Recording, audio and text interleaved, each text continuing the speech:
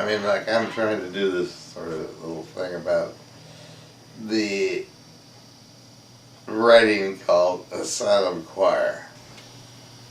So, something about this excursion into writing, which I really did not plan nor know where it came from, except that it saved me in times of adversity from getting my dumb ass into an argument, because there's nowhere to argue. I mean, it's this way, it's that way. Everybody has their own version of history.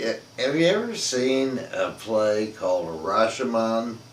I believe it has a murder as the event, and 4 different people who observe this, each of which has their own version of the history that went down.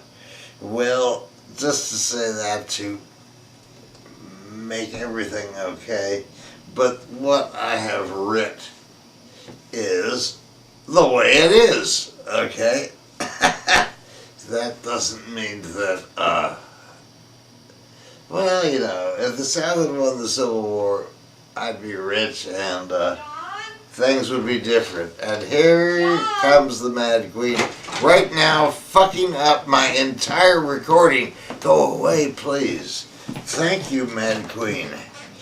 Anyway, so you see there is some reality in history, don't you? Okay, so I don't know what got me into this other than saving myself from killing again. But, you know, like, here you go. It's just like a little rap about Asylum Choir, which is book number 1, and also the, what do you call it? See, I'm not a writer, man. I'm a painter. Actually, I'm an electrician, I suppose. I'm a convict. I'm a lot of things. Anyway, you know, I'm everything to everybody, right? But, like, suddenly I discovered that I'm off into this little writing phase, which I guarantee I did. Well, you know, if you know me, you know I didn't think anything out.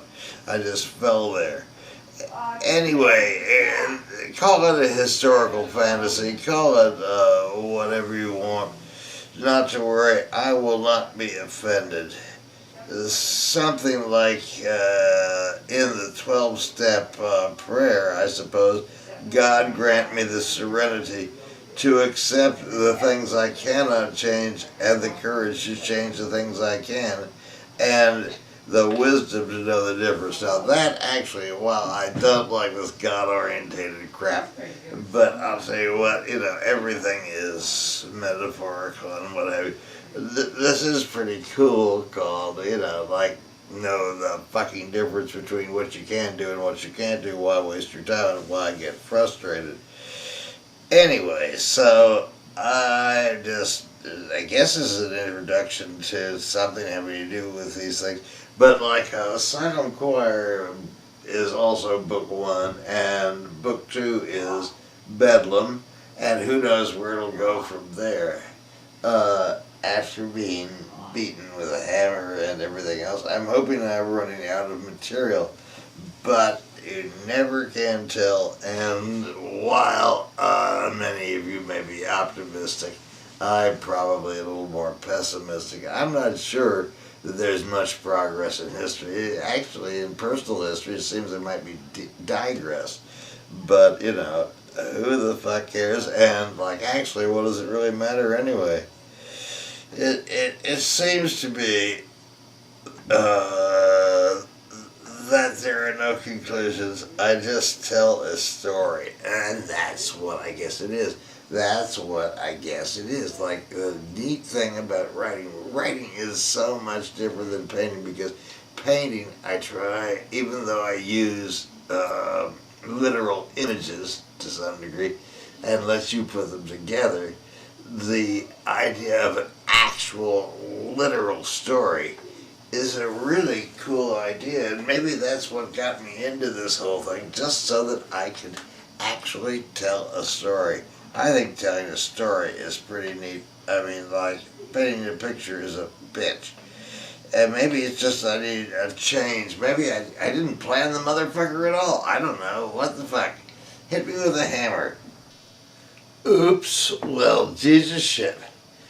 I don't want to be accused, once again, and probably realistically by my accusers, of distorting things. However, like, the reason I got into this was in no way to get away from painting, to literal theme, blah, blah, blah, blah, blah.